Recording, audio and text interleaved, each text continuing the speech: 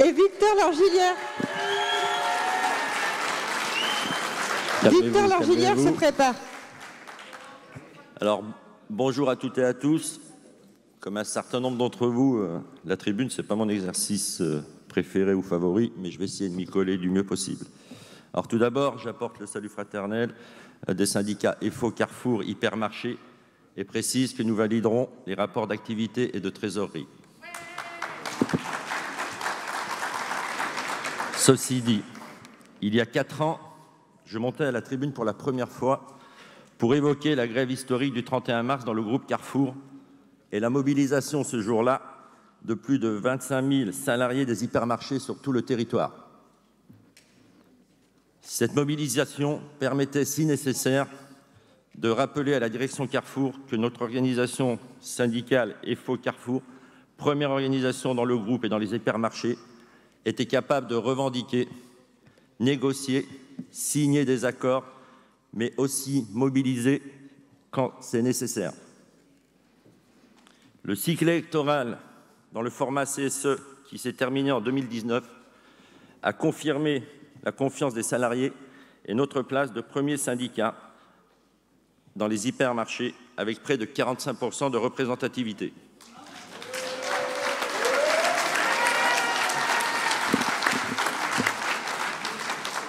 Depuis, dans un contexte sanitaire, social, économique difficile, les équipes EFO n'ont rien lâché sur le terrain avec comme seul objectif l'intérêt et la santé des salariés.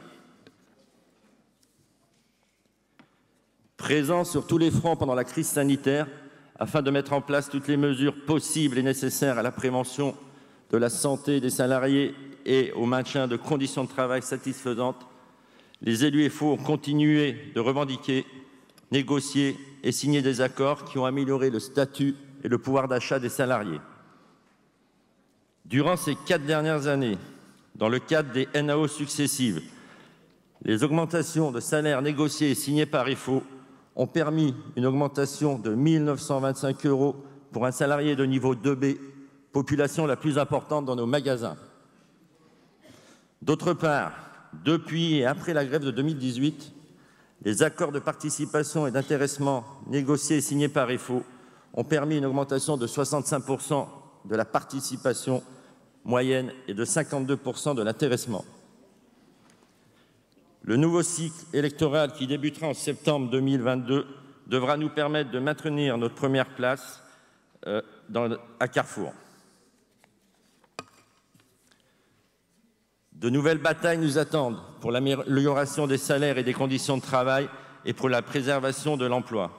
Fidèles à nos principes, nous continuerons de revendiquer, négocier, signer des accords quand ils seront bons pour les salariés, mais aussi mobiliser quand cela sera nécessaire.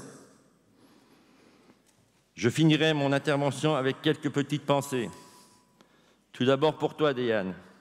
Si nos visages vont te manquer, sache que nous n'oublierons pas ton engagement et ton soutien auprès de notre syndicat EFO Carrefour, mais aussi à la tête de la fédération.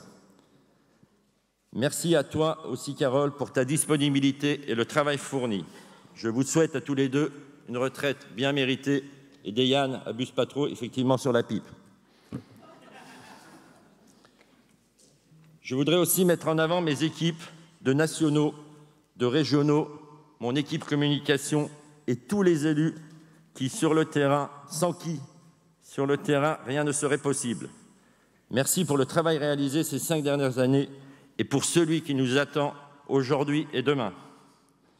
Merci aussi à Richard Viande qui accompagne mon équipe dans la région sud. Enfin, comment ne pas évoquer le rôle primordial de notre secrétaire fédéral, Michel Engels, sans qui notre structure EFO Carrefour n'existerait pas et dont l'engagement et le soutien auprès des équipes EFO Carrefour est sans faille et sans commune mesure. L'histoire de notre organisation se construit et s'écrit par l'engagement des femmes et des hommes qui la traversent. C'est avec motivation, engagement que nous continuerons à la construire et l'écrire avec toi, Laurent. Merci.